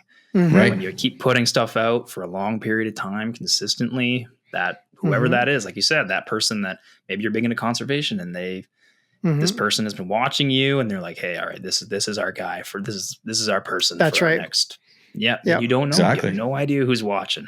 So exactly true. Yeah. Yeah. Well, I mean, and like you're saying, who's ever listening or watching, it could be that one, I don't want to say influencer or social media or star or whatever, but it could be somebody that's got, 10 million, 20 million subscribers that just may say, hey, look at this, Trav in the bush, he's hilarious. And then boom, all of a sudden, you got all these new fans again. You know what I mean? A whole new set of people that are coming to listen and wanting to learn and, that sort of thing too. So it's powerful. I mean, think about it. Where would you be right now without social media?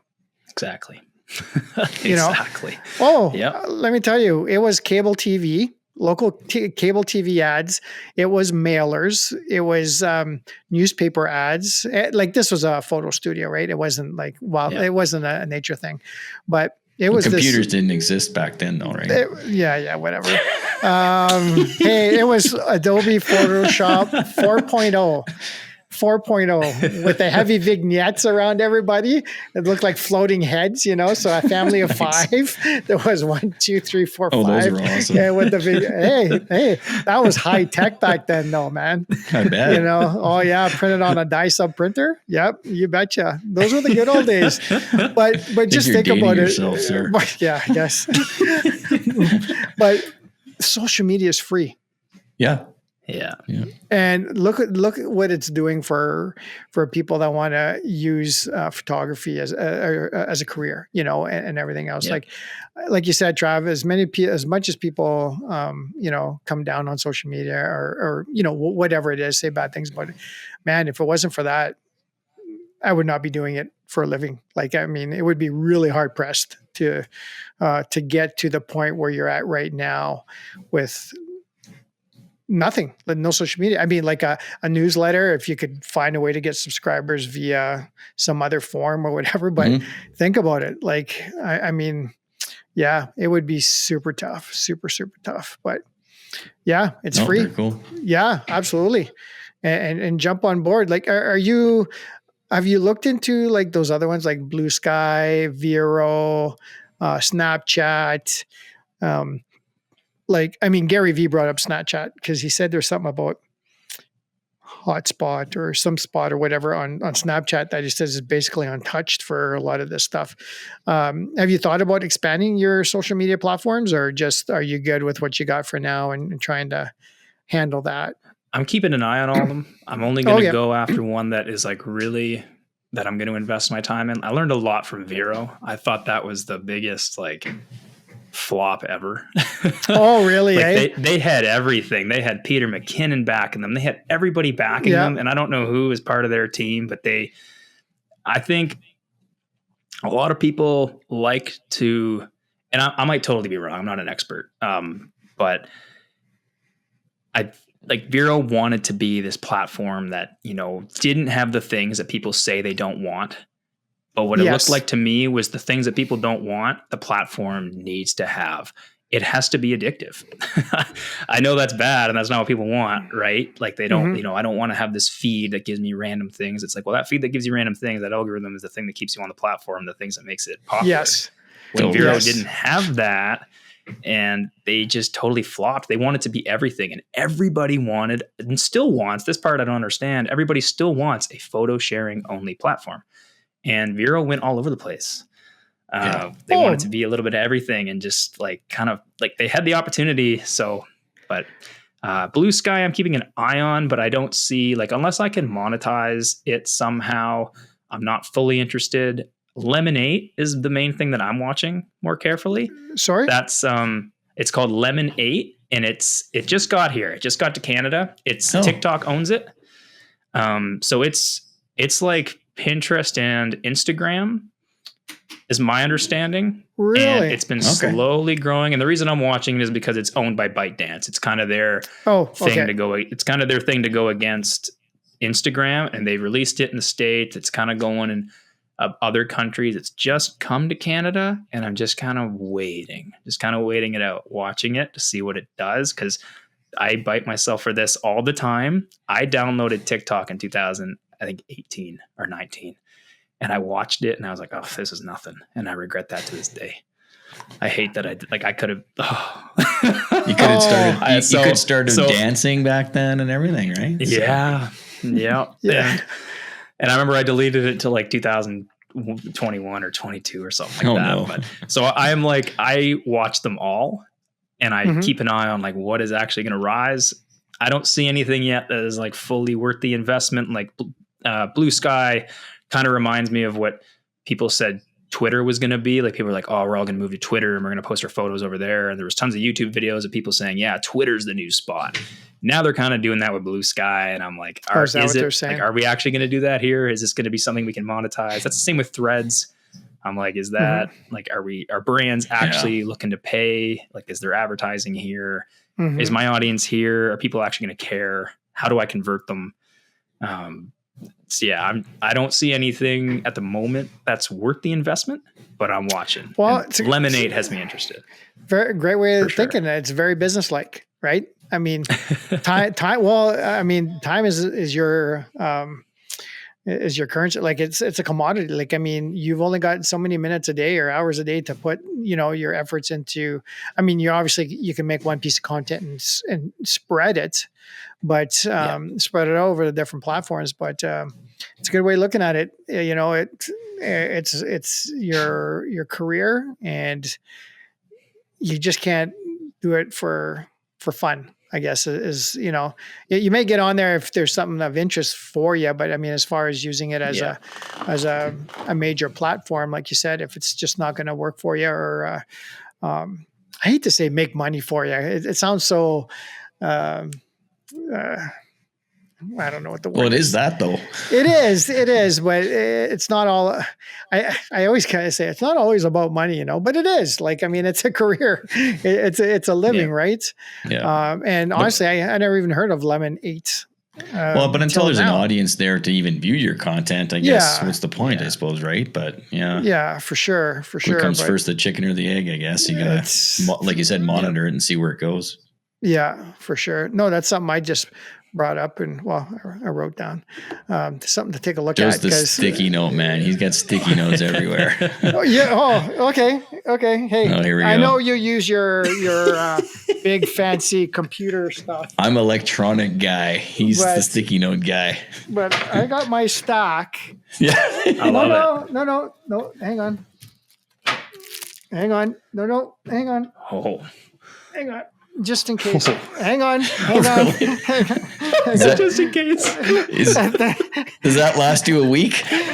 Oh, 10 days. And then 10 days, yeah. And then I got the long form ones. Oh, Okay. wow. Yeah, Look at you going all out. I'm prepared. I love stickies. I'm not a post-it note guy, but I love like all my notes. I write tons. Nice. Like it's handwritten, like all my ideas or anything are all in tons of notebooks. That's like my main. Yeah, I like to write it all out. It's tactile. It's it's engaging, not just. Here's mine in my iPad. Like what is that? Like it's so there's no feel to it's it. Got there's a pen. Look. Yeah, whatever. Whatever works for you, Chris. Yeah, there you go. Okay. There you go. Anyways, yeah. I do have a question for you though. You talked earlier about a book. So what's the book? Oh, that was how to get sharp photos, how to get sharp bird photos with any camera. Okay. It was a little ebook that I wrote it, and it was basically everything that I've shared on Instagram, just all bunched together. And I wrote it, and it was like, I wanted to provide some kind of value. It was really a test. I wanted to see kind of what we talked about before, like where are people buying? Why are they buying? Sure. What worked when I tried to sell it? What worked? What was the strategy that got people to buy the most, the least? Was it an Instagram video? Was it a carousel post? Was it the email newsletter? So that was the main, like I said, I did want to provide value in something, but it was also a test for me just to see how the audience is buying and how my audience is purchasing and how they make that decision. Cool. So is the book still available, or do you have another one coming out? Yeah. Are you thinking about doing another one? No, it's still available. I don't know. I don't know if I'd do another one. I want to do like a bunch. Like it was a big time investment. It took me long. It took me a couple months to. It was just like making it look nice was the hard part. Right. Just making aligning everything up and making it. My partner's big into all that. She's not a graphic designer, but she's very like perfection. Like everything has to be. Yeah. So she really helped me on that. So I don't know if I'd do it again. Again, the ROI, it was a lot of time, and did it. Yeah. I don't know if I'd do it again. If people wanted one, I would. Sure. I've gotten a lot, I'm passionate about birds in flight. Like that's kind of my next, I might make one on birds in flight, or I might do a little course kind of. Yep. Nice. Yeah. Trying to decide which one, but very cool. Is that book available? I'm just checking your website. I don't see it available on your website. Is it only via the newsletter, or is it something you're slacking on, Trav? It was only, that was the other thing. It was just I just put it out as a link for people. I didn't put it on on a website or anything like that. I need to redo that whole website. I kind of just made it as a placeholder. Oh, Chris and I talk about that every single day, dude. About our website. Oh really? Okay. I haven't updated my photos that are even for sale on there. I don't even have any of my latest. We just were in Churchill in November for a week, and there's not even one polar bear on the website. Wow. Yeah, I gotta get on it. So yeah, it's one of those things. Somebody wanted to buy a few of his photos yesterday. He goes, "Oh my God," he says, "That's from, how long I gotta get stuff on." Every day we talk about this stuff, just updating the website, keeping it clean, keeping it, you know what I mean? Because sometimes there's just so much. Where do you start, right? What do you do first? It's my goodness. So. But if we think about it, this just came to me right now. Okay, the newsletter is you. So is that website. Nobody can take that away. Yeah. That can't be shut down. It can't go away tomorrow. So, a well-curated website with information, maybe a Patreon, a few ebooks for sale, courses and everything else. Think about that. Combination of that with your website. Okay. That's the dream. That's the goal. Yeah. It's just for me, it's I'm just learning Lightroom Classic. Okay, now I learn Photoshop. Okay, now I'm learning video editing. Now I got to learn how to do my website. I'm running the workshop. When do you that for me? It's okay. All right. Here's the next thing we gotta. It doesn't stop, man. It doesn't stop. Yeah, the number of hats you have to wear is insane. I didn't know.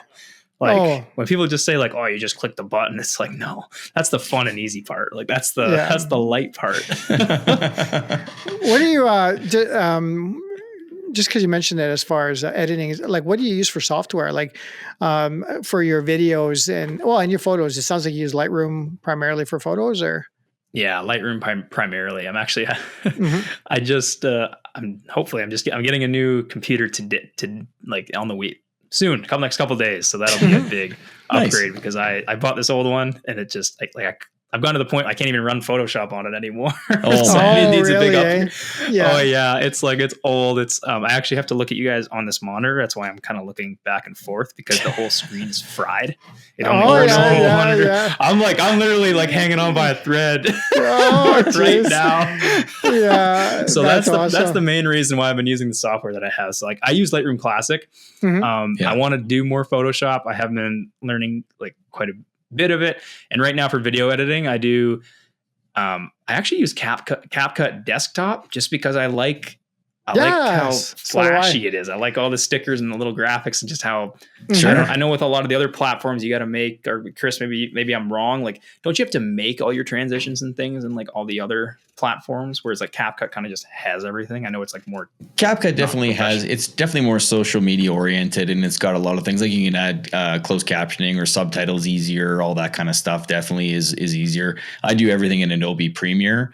There are transitions and all that, but any of the flashy stuff, you're right. I even edit something in Premiere and sometimes bring it into CapCut desktop and add some things in there, especially the subtitles. But you're right. It's almost like a combination of tools these days, depending on what you're doing. Really. Yeah. So do you create your reels on CapCut desktop, or would you use your phone too? Because I've used it on my phone when I was, turning out more reels and stuff, and I found it quite easy on there too. So I actually, for the longest time, edited everything. When I first started, I didn't really know what I was doing. So I for some reason, I had this idea that I just wanted everything on a tablet. So I'm actually using a software called LumaFusion, and I've been using that for years. It's pretty good. Like you can keyframe and everything on it for just like a tablet app.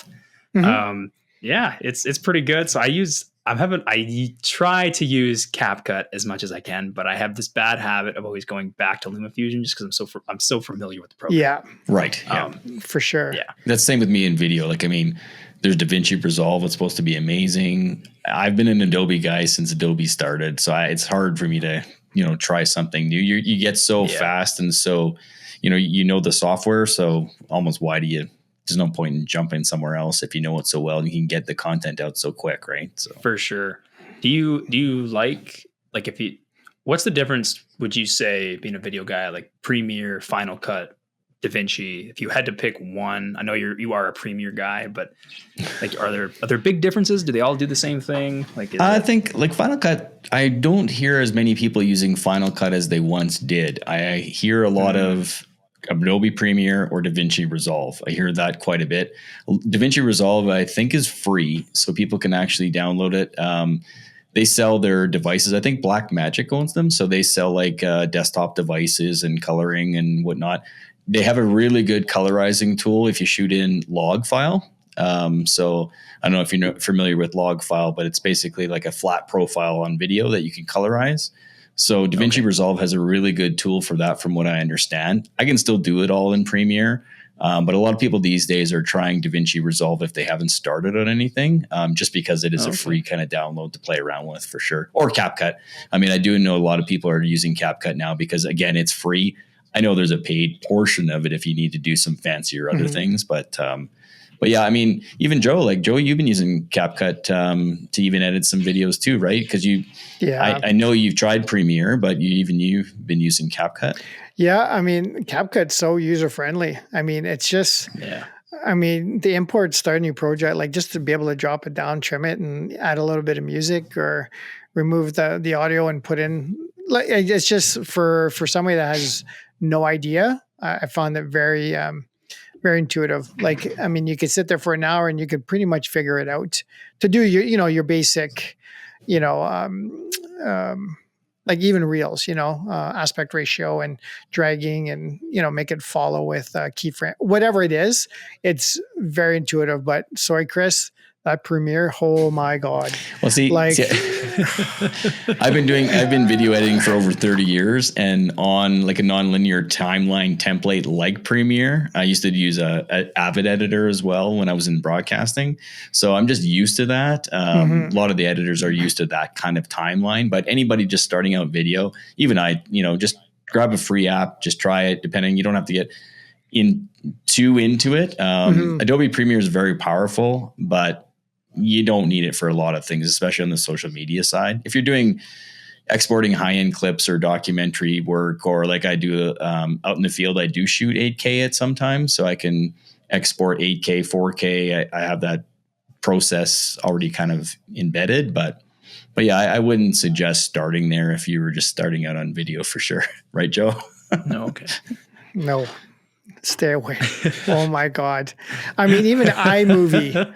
You can do even iMovie. I mean, you could get some clips out and still looks pretty good, because basically it's just that nice little piece of content with some music or whatever it is, right? Like even that basic form. And that's kind of my way to go for video. I mean, I use Adobe Premiere for so long that it just comes natural. All the Adobe menus really are in the same spots for all the Adobe tools. So you kind of get used to those as well. I don't know. It's everybody's likes to, I think you just try them all and see what one you think is best or which one you think will work for you, and do the tutorials. Don't get too frustrated. Right, Joe? Yeah. And you know what? That's probably kind of it too. I mean, even with Premiere, I found it was like a 6.5 hour from start to finish course on YouTube for free for Premiere. So, right. I mean, if I would have sat there for the day, just invested like a good 8 hours of sitting there, going through it and everything else, I might not think it sucks so bad, right? As far as like for beginners, right? I'm jabbing Chris a little here, but you know what I mean? It's just one of those things, but I'm that kind of guy like, okay, I'm going to open up whatever software and try and figure it out myself. You can't do that with Premiere. Like Premiere is so... it's so intense, dude. Like it's involved. There's for so many little buttons and and some of the stuff doesn't make anyways. Yeah. CapCut's awesome. For content creators, CapCut's awesome. Yeah. Yeah. But that is one thing with long form content that you probably already encountered, like using music, right? For short form content, you can post something on TikTok or Instagram and use whatever music they have to offer. But long form content, if you need music, it's now you got to, use licensed music content for posting it, right? So that's something that you probably already encountered with your YouTube channel. Yeah, I just encountered that with my last video. Like I knew about it, but I knew I had some free sites that I was like, oh yeah, this is free, but like everything has like little writing of like, oh yeah, this is free, but it's kind of not, because it had this little symbol here that says it's like encrypted in some way, and it's like right. It's tricky to actually get free music that's actually free. Like everything has little fine print. I've been subscribed to a music licensing content for 6 years now, and every single video I put out, that's not just a reel on Instagram. It's a subscription model, and I just choose a song. They have all the genres, no popular music, but different genres and that kind of music. And it's all licensed content for everything, every single thing I post, all my real estate videos, everything. It's just easier because there are certain things like, example, my daughter, she used to do aerial circus, and it was a kind of performance night with all the family and everybody could watch it. And Phil Collins' song was playing, and she posted that on Instagram, and it got taken down because the music was copyrighted. So I just find, I think it's almost like a crapshoot. Like sometimes things stay up there for a while. Some things are taken down instantly, and it's hard, especially with YouTube though. It's kind of like the 3 strikes you're out rule. So, you got to be careful with the copyrighted material for sure on that. So. Oh, that's scary. I didn't know about that. Yeah.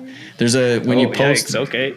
Yeah, when you post videos, there's I can message you offline too, but there's a part that it shows a copyright column. So you just got to be careful what you can post. We've actually posted a couple videos in our podcast, and there was music in there, and we've been noted that just so you're aware, this is the owner's allowing you to post this, but this is copywritten. So that's right. Yeah, and it'll we had one video that got demonetized because of that too. Yeah. We're able, just like what Chris said, it was, they allowed it, but you know, they're not going to ding you, but hey, just so you're aware, you can't be monetized for this video kind of thing. Yeah. So, yeah. Oh, okay. Yeah. And it was one of our biggest videos.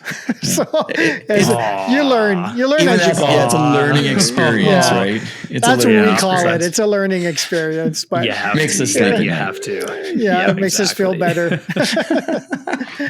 But How was your trip? trip to Churchill? It was amazing, my man. God. Yeah. There's pictures on the monitors are from there.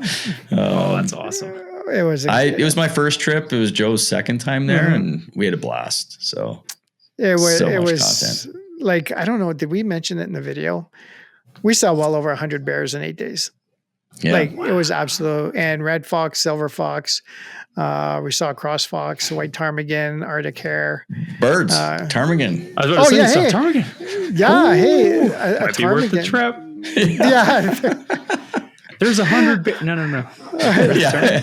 Ptarmigan? Well, what are those white? No. We got ptarmigan here. And there were cool. You know what? I don't know if this is cool behavior or not, but they're in their little groups, right? Flocks, I guess, on the ground. And they came underneath some of these trees that had seeds. And I got photographs of these ptarmigan jumping to grab the seed and come back down again. So they're like arrows, like they just jump up, grab it, and then they come back down and they jump up. I'm like, this was really weird. But as a wildlife photographer, it's cool behavior, right? Yeah. They're not the cool aesthetic shots that, people want to buy or use, whatever. But I just thought that was kind of cool that a bird would actually jump up to grab, the seeds or whatever it is, the buds or whatever off the branches and come back down again. I'm just like, well, that was really cool. But yeah, I mean, there's a lot of ptarmigan. Well, it's funny. A friend of ours told us that, when you see the ptarmigan, sometimes you don't see any. And then all of a sudden you see one and then there's like, holy crap, there's like 20 here. The ground just wakes up. Yeah. It's like, you don't see any, you see one eye and then all of a sudden they're all right there. Like, you didn't even see any of them until that moment. But yeah, it was pretty neat. So, yeah. Oh, that's so cool.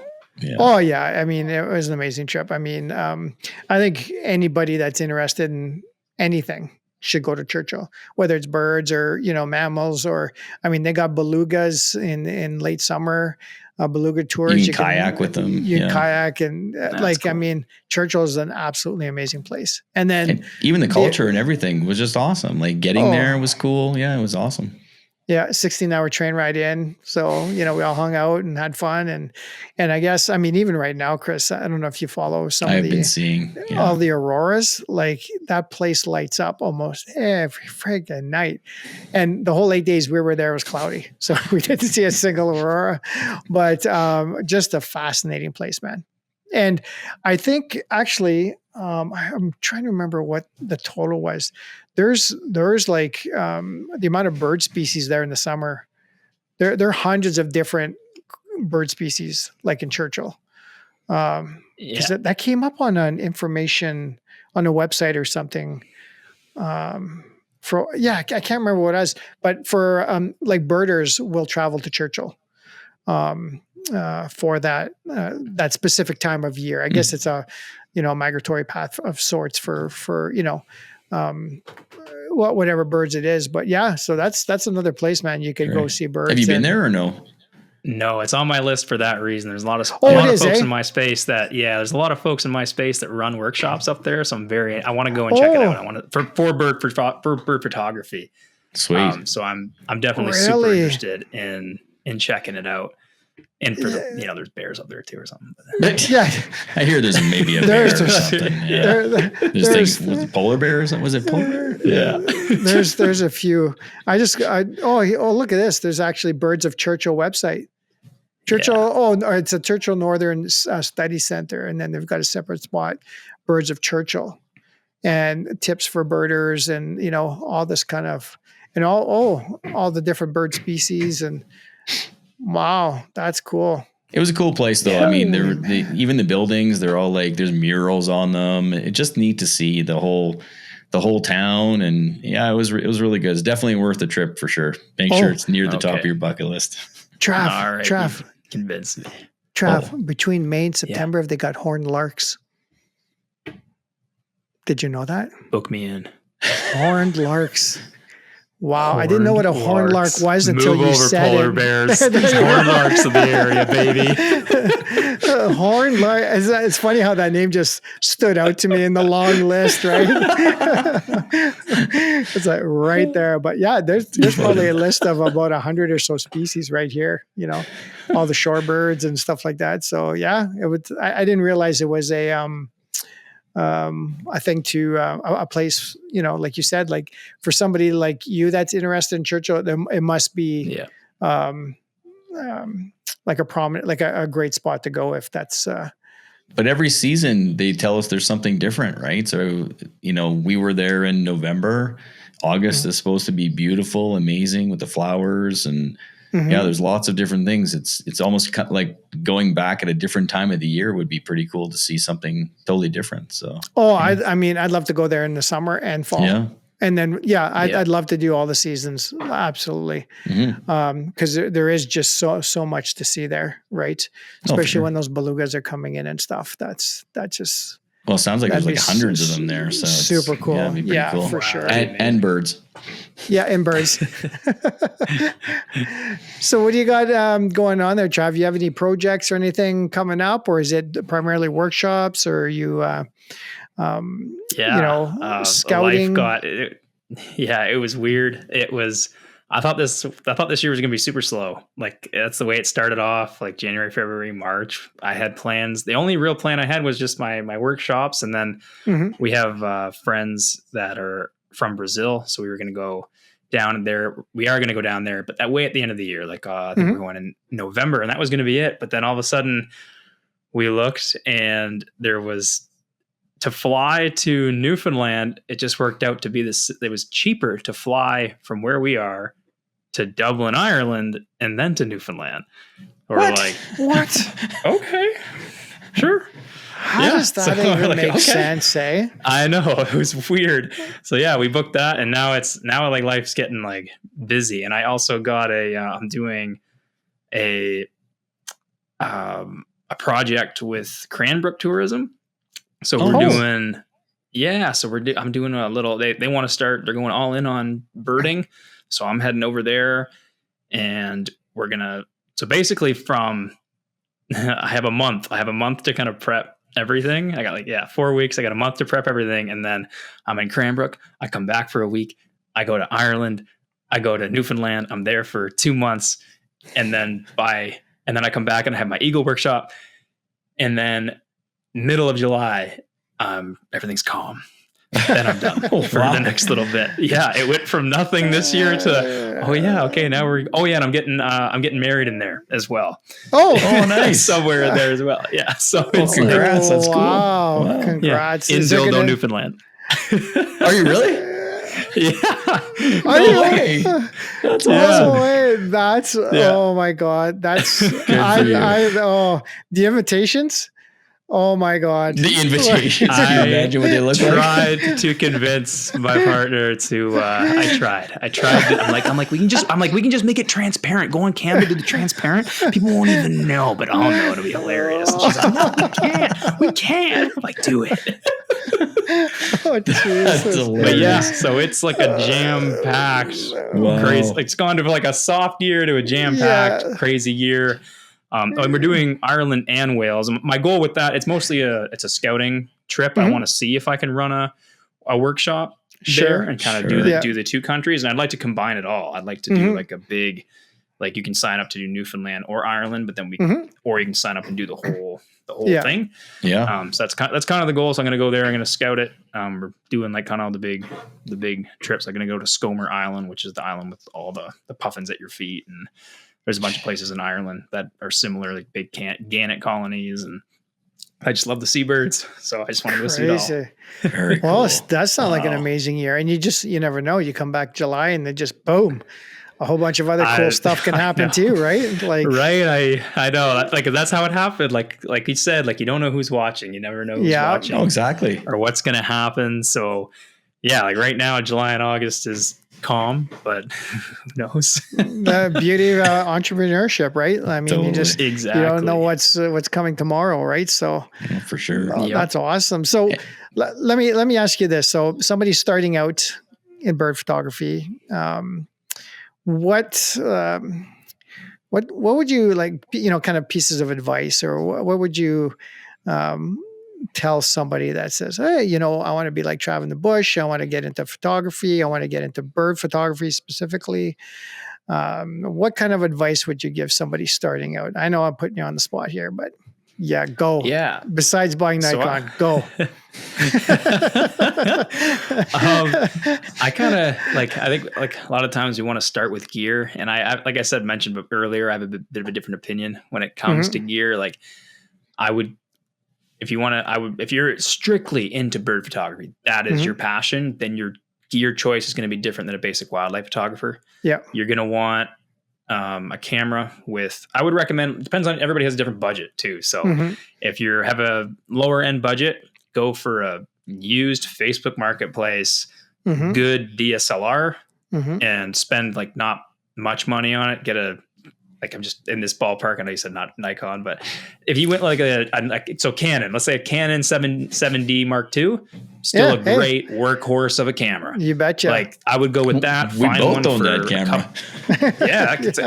I know I'm a big Nikon guy, but that is a workhorse of a camera. But then get a good lens and I would recommend, like, especially if you're starting out, get a 600. Like get the Sigma 150 to 600. Cheap used Facebook Marketplace. You'll have it forever.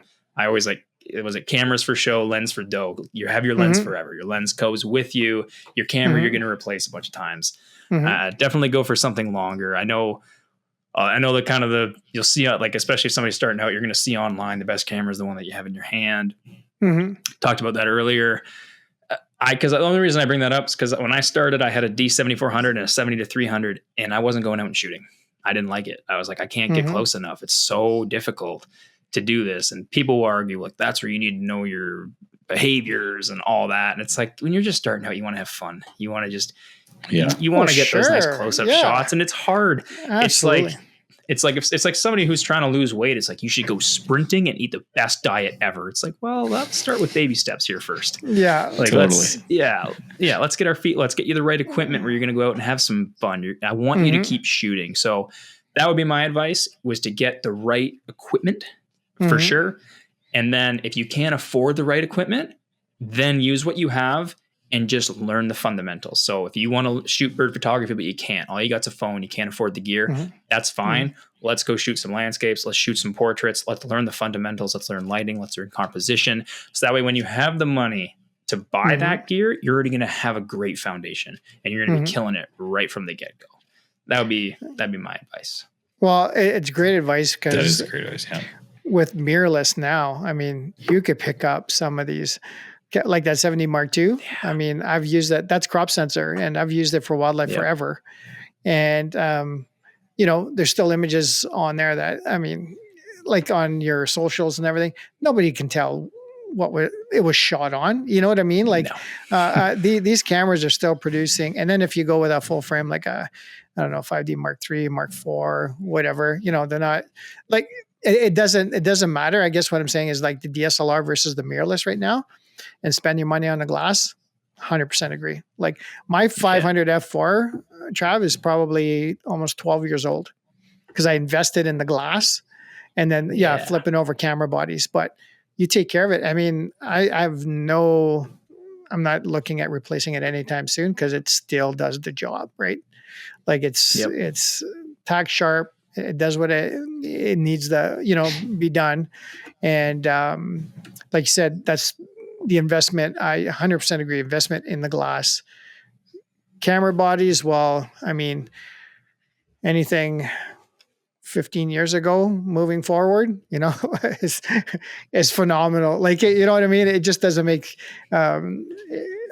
you have to keep up on the technology with the camera bodies, especially with the features that are coming out these days, for sure. You do, but starting out though, like any of those DSLRs, any of those DSLRs from 10, 15 years will still do an amazing job. Oh, for sure. Oh, 100%. But like Trav said, when you, with a Z8, put the bird in the box and it's going to track and everything else and keep it in focus. And I mean, yeah, that's the game changing stuff. That's game changing. But to absolutely get started, go pick up an old DSLR.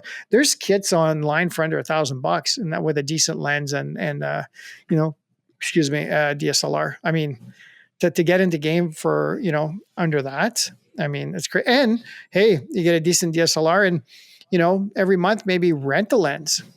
You could also do that too, right? A lot of rental places. Go try out that, that 400 or that 500 you want, and see if it's actually something that, what's going to happen is you're going to rent it and then that's it. Selling the car, all your possessions. Oh yeah.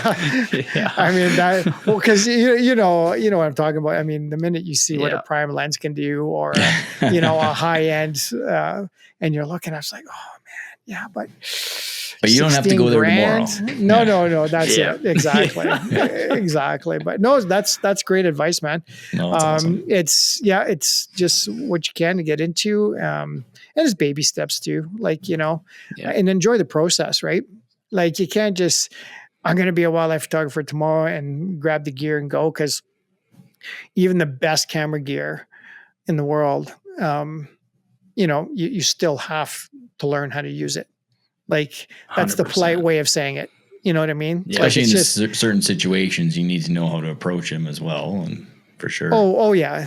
So it's because I mean, I don't know if you've seen it, Trav, but I've seen it too, best gear in the world, still not even sure how to use it, and I'm not making fun. I'm just saying that really good intentions, like I'm going to buy the best, I'm going to go out there and learn, but it's not necessarily, I find that maybe the best way to approach it.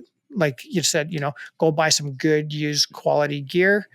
And if you love it, go for it. You know what I mean? Cause actually may not even be what you want to, what you think it is too. Cause it's a lot of work. Like it's some, getting out there and, I mean, look at how many years it's taken us to get to a certain point of just, learning, and trial and error. And, cause a lot of us, we didn't have YouTube to learn photography, right? It was notebooks and writing stuff down and everything. And I think now, like people starting out, the gear is that good.